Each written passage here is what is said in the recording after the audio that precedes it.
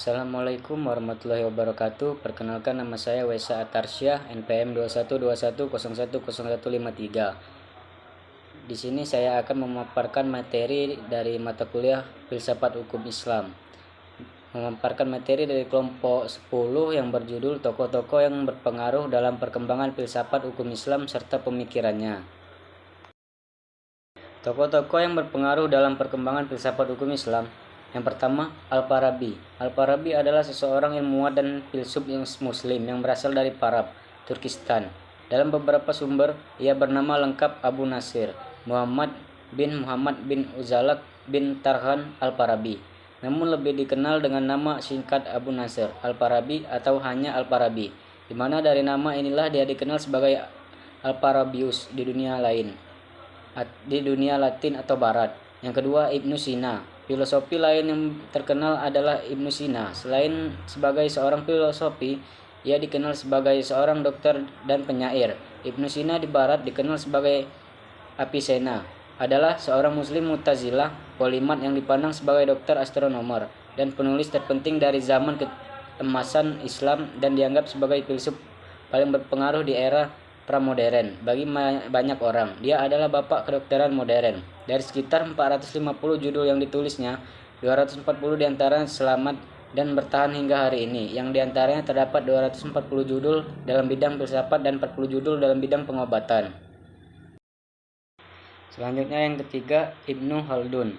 Ibnu Khaldun nama lengkap Abu Zaid Abdurrahman bin Muhammad bin Khaldun al-Hadrami, adalah seorang sejarawan muslim dari Tunisia dan sering disebut sebagai bapak pendiri ilmu historiografi, sosiologi dan ekonomi. Karyanya yang terkenal adalah Muqaddimah atau pendahuluan pengantar. Lelaki yang lahir di Tunisia pada 1 Ramadan 732 Hijriah atau 27 Mei 1332 Masehi. Ini dikenal sebagai sejarawan dan bapak sosiologi Islam yang hafal Al-Quran sejak usia dini. Sebagai ahli politik Islam, ia pun dikenal sebagai bapak ekonomi Islam. Selanjutnya, pemikiran mereka terhadap pengembangan filsafat hukum Islam. Yang pertama, Ibnu Sina. Di antara pemikiran Ibnu Sina yang terpenting adalah satu, filsafat emanasi atau al-faid. Filsafat emanasi atau al-faid adalah teori pancaran tentang penciptaan alam, yang mana alam ini maujud karena limpahan dari Yang Maha Esa. Ibnu Sina menjelaskan ini yaitu bagaimana terjadinya yang banyak atau alam yang bersifat materi berasal dari Allah yang materi dan maha sempurna. Dalam filsafat Yunani, Tuhan bukanlah pencipta alam, melainkan ia adalah penggerak pertama atau prime cause. Yang kedua, filsafat jiwa atau al-naf.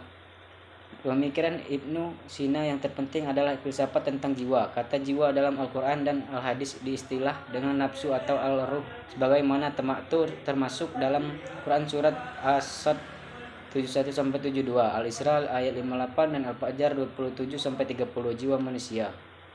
Bagaimana jiwa-jiwa lain dan segala apa yang terdapat di bawah rembulan memancar dari akal ke-10.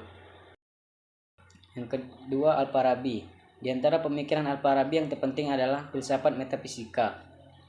Tidak dapat dipungkirin bahwa semua muslim percaya bahwa semua wujud yang ada adalah ciptaan Allah Subhanahu wa taala. Tetapi bila dikejar pada pernyataan paling mendasar tentang dari mana dan bagaimana prosesnya, Tuhan yang Maha Tunggal itu menciptakan jagat raya menjadi beragam, karena hal ihwal penciptaan secara detail tidak pernah dikupas secara elaboratif oleh Al-Quran maupun hadis.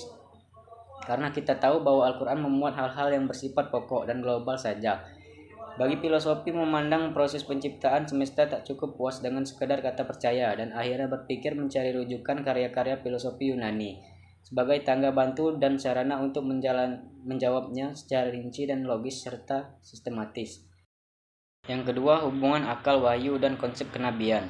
Akal dalam pemikiran filsafat Al-Farabi menempati tempat istimewa sebagai pangkal epistemologisnya, termasuk filsafat metafisika yang berhubungan dengan penciptaan. Konsep akal ini erat kaitannya dengan teori kenabian, di mana akal nabi mampu berhubungan dengan akal ke-10 untuk mendapatkan gambaran. Ada dari dua yang abstrak berupa pengetahuan secara garis besarnya.